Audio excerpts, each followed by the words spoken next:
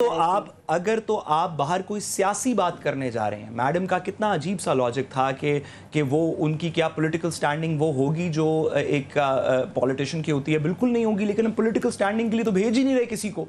कोई किसी को इसलिए भेज रहे हैं कि उसको वोट बड़े पड़े थे, या ये पाकिस्तान का डोमेस्टिक पॉलिटिक्स जाके समझाएगा, या हमारे इंटरनल स्ट्रक्चर।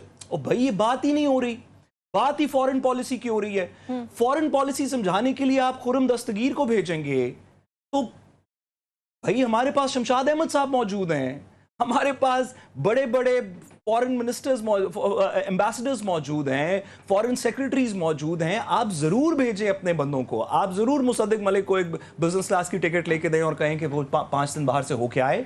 आपकी सवाबदीद है, जरूर करें, लेकिन साथ आप उसके 2 एक्सपर्ट्स भी भेज दें यार, फॉरेन पॉलिसी के एडिशन में भेज दें। चलें अपने बंदे कम ना करें, एडिशनली साथ पॉलिसी एक्सपर्ट्स को ज्वाइन करवा दें, इनको जाने दें, एक और बना दें ग्रुप, उसके अंदर पॉलिसी एक्सपर्ट्स जो फॉरेन पॉलिसी को जो पढ़ाते हैं कायद-ए-आज़म यूनिवर्सिटी में, फॉरेन पॉलिसी पाकिस्तान की, जो फॉरेन पॉलिसी के एक्सपर्ट्स हैं, जो फॉरेन सर्विस से हैं, जो एम्बेसडर्स हैं, जो फॉरेन सेक्रेटरीज हैं, उनको भेज नहीं रहे। मुसद्दिक मलिक साहब जाके करेंगे ये बात, खुदा का वास्ता यार, पॉलिटिकल बात थोड़ी होनी है, पॉलिसी बात होनी है। ठीक, आमना साद साहब की राय है कि इसमें मजीद इंप्रूवमेंट हो सकती थी। ये जो डेलीगेशन, मैंने साद साहब से, मैं वही कह रही हूँ, एक दफ़ा मैंने साद साहब से एक सवाल पूछा था, मुझे याद है, मैं इसी स्टूडियो में थी और आप दोनों उसी स्टूडियो में थे और चांद रात की बात थी। मैंने इनसे एक सवाल पूछा था कि आपको कभी कोई अच्छी चीज़ या कभी कोई खुशहाल बंदा या कुछ ठीक होता हुआ मिला है, या आपको हमेशा दुखी लोग और गलत चीज़ें ही मिली है?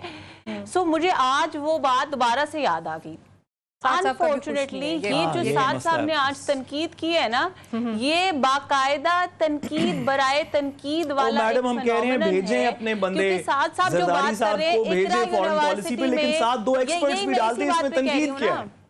इसी बात पे मैं कह रही हूँ कि अगर पहली बात मैंने बात यहाँ से शुरू की थी कि हम इस तरह के कमेंट सुनते सुनते हमारी जिंदगी गुजर गई है कि जी अपने बंदे भेज रहे, अपने बंदे भेजने होते तो हम पीएमएलएन के किसी शख्स को जो है वो आपने पीएमएलएन के शख्स ऐड किए हुए हैं। मैं कह रहा हूँ कि सियासतदान के अलावा पॉलिसी एक्सपर्ट्स को भेज दें, इनको भी जाने दें। चले इनको बिजनेस क्लास में भेजिएगा, वो ब्यूरोक्रेट जो पॉलिसी एक्सपर्ट्स हैं उनको इकोनॉमी में ट्रैवल करा दें, लेकिन बंदे तो सही भेजें। Mockery you are making, this is what I am saying, because it is a bit of a mockery of Pakistan's diplomatic policy. Madam, if you think Pakistan's diplomatic policy hinges on Khurram Dastagir, so it's a mockery.